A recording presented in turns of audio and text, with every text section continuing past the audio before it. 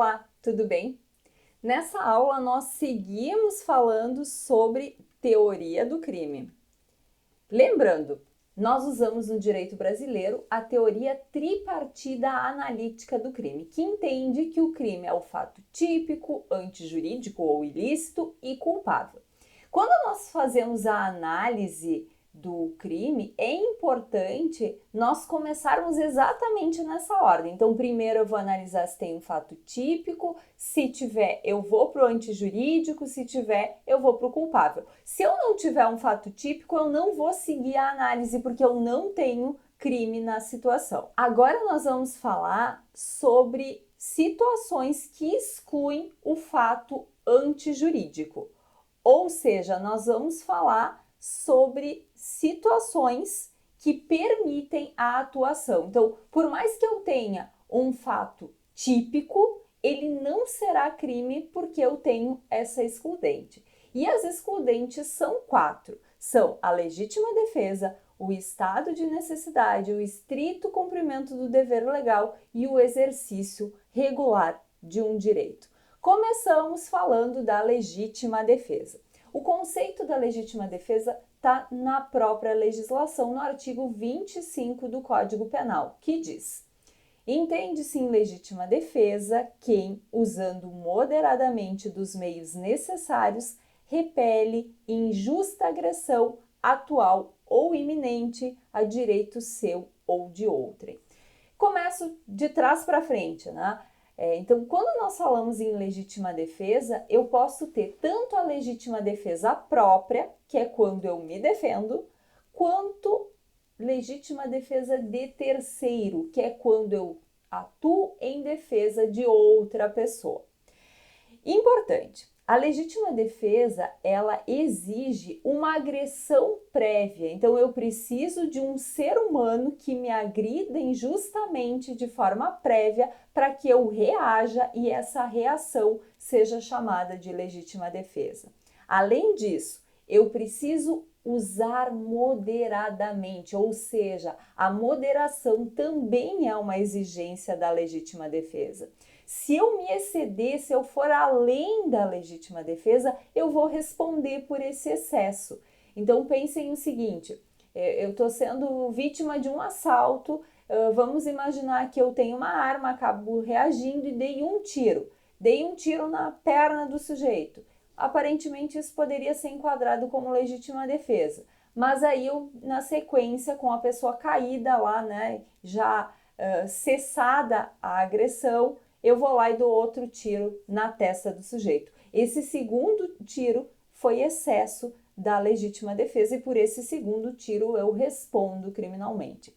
Além disso, se fala em meios necessários. Então, conforme o que eu tiver ao meu dispor, eu vou poder usar. Se eu tiver ao meu dispor 3, 4 coisas, sempre lembrar desse critério da moderação, da proporcionalidade entre o que eu estou sofrendo e o que eu estou usando para defesa. Então, se alguém entrou na minha casa para furtar, a pessoa está desarmada, não é moderado eu pegar uma metralhadora e, né, um fuzil, enfim, e alvejar esta pessoa. Também se lembra na própria legislação que além de ser injusta a agressão, ou seja, não pode ser alguém agindo em legítima defesa porque previamente eu havia provocado, a agressão tem que ser ou atual ou iminente. Ou seja, ou ela está acontecendo ou ela está prestes a acontecer.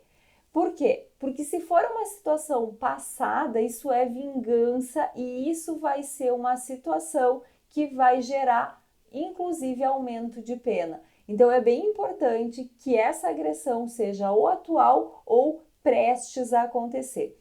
Aqui já é importante esclarecer que quando nós falamos em prestes a acontecer, pode ocorrer sim uma avaliação errada por parte do agente. Então, imaginem, eu estou numa rua escura à noite e eu acho que alguém vai pegar uma arma, só que esse alguém ia pegar o celular e aí eu acabo atirando nessa pessoa. Isso se chama legítima defesa putativa, né? Eu achei que eu estivesse numa situação de legítima defesa, mas de fato eu não estava. E se naquela circunstância não tinha como saber que de fato a pessoa estava só com o celular e não armada, isso também vai acabar excluindo o crime. Bom, na sequência nós temos a excludente do estado de necessidade. Aqui também tem o conceito em lei que vai dizer: considera-se em estado de necessidade quem pratica o fato para salvar de perigo atual que não provocou por sua vontade, nem podia de outro modo evitar, direito próprio ou alheio, cujo sacrifício nas circunstâncias não era razoável exigir. Aqui, de novo, né, cabe falar em estado de necessidade tanto para a defesa própria quanto de terceiro. O que diferencia o estado de necessidade da legítima defesa? Bom, na legítima defesa eu tenho uma agressão prévia. Aqui, quando eu falo no estado de necessidade, eu tenho um bem jurídico que está ameaçado, mas eu não tenho necessariamente uma agressão prévia. Se eu tivesse uma agressão prévia, eu estaria na legítima defesa. Ou pelo menos essa agressão, ela não é uma agressão humana. Então pensem num animal que está me agredindo ou está na iminência de me agredir, eu posso usar o estado de necessidade. Outro exemplo clássico é o exemplo da tábua de salvação.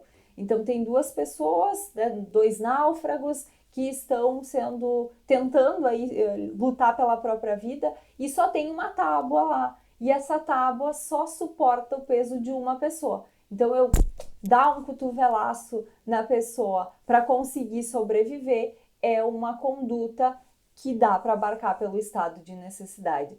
É bem importante entender que no estado de necessidade a gente tem bens jurídicos aí que estão em jogo e estão em conflito. Ou vai prevalecer um ou vai prevalecer o outro. E o que o direito admite é que eu possa optar pelo meu bem jurídico, mesmo em sacrifício ao bem jurídico alheio. Então aqui não é uma situação de agressão, volto a repetir, pelo menos não agressão humana, mas é uma situação de bens jurídicos aí em risco. Depois nós temos a terceira excludente, que é o estrito cumprimento do dever legal. Essa excludente é muito usada por policiais. Então lembrem aqui que a gente está falando em alguém que está cumprindo o seu dever previsto em lei. Eu coloquei expressamente que não basta a ordem de superior hierárquico, tem que ter amparo em lei. E a partir disso a pessoa comete, então, um fato que seria um fato típico, mas como ela tem a obrigação legal, esse fato típico não é antijurídico. Aqui a gente pode pensar em um oficial de justiça ou um policial civil que vai cumprir um mandado e acaba entrando na casa de alguém. Temos um fato típico que seria a violação de domicílio, né? Mas não é antijurídico porque essa conduta está abarcada pela legislação. E quarta hipótese de excludente, exercício regular de um direito. Aqui é aquela faculdade prevista em lei, então o sujeito ele pode agir daquela forma e não estamos falando de um dever, estamos falando de uma possibilidade.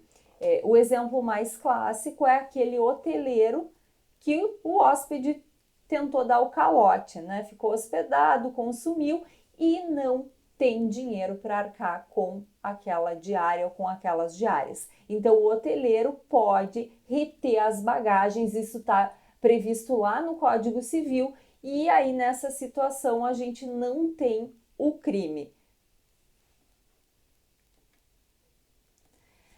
Na sequência, nós temos causas legais específicas de exclusão de antijuridicidade. O que significa? Significa que as 4 excludentes que nós vimos antes são excludentes previstas para todos os crimes, mas tem alguns crimes que dentro deles a gente já tem hipóteses específicas. Como exemplo eu cito o aborto. Lembrem das situações, por exemplo, quando tem risco de vida à gestante, o aborto é especificamente já autorizado em lei. Quando nós temos uma situação de crime sexual prévio, ou seja, aquela gestação é fruto de um estupro, também nós temos uma hipótese prevista na lei. Então, a própria excludente de ilicitude ou antijuridicidade já está ali junto, já está próxima aos tipos penais dos abortos.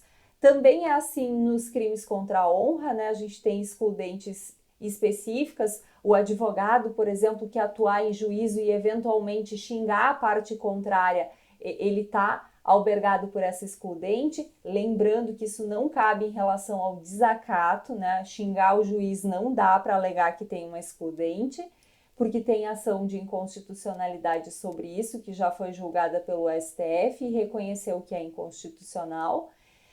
Outra causa de exclusão da antijuridicidade é o constrangimento, em relação, ao constrangimento ilegal. Então, se eu constranger alguém, mas para evitar o suicídio, eu não vou ter um crime. E em relação à invasão de domicílio, né, se a gente for para prestar socorro, por exemplo, também não tem aí um crime configurado. É fato típico, mas a antijuridicidade não está configurada. E também lembro que se nós tivermos um bem jurídico disponível, nós não temos aí o crime configurado se a vítima anuir com aquela lesão. Então, o exemplo da lesão corporal, né? Vamos imaginar aí um casal que um do casal gosta de apanhar, né?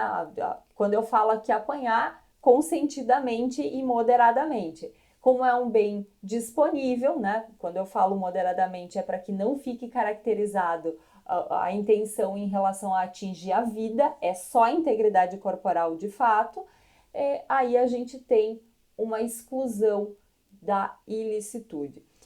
Eu acho importante aqui mencionar, antes da finalização da aula, que quando nós temos o fato típico e o fato antijurídico combinados, então o primeiro e o segundo degrau da teoria do crime preenchidos, nós temos algo que a doutrina chama de injusto penal. Eu diria que esse é o núcleo mais forte do crime, mas não é o único. Na sequência, nós precisamos analisar se o fato também é culpável. Com isso, eu encerro essa aula. Eu espero que você tenha aproveitado e até mais. Tchau!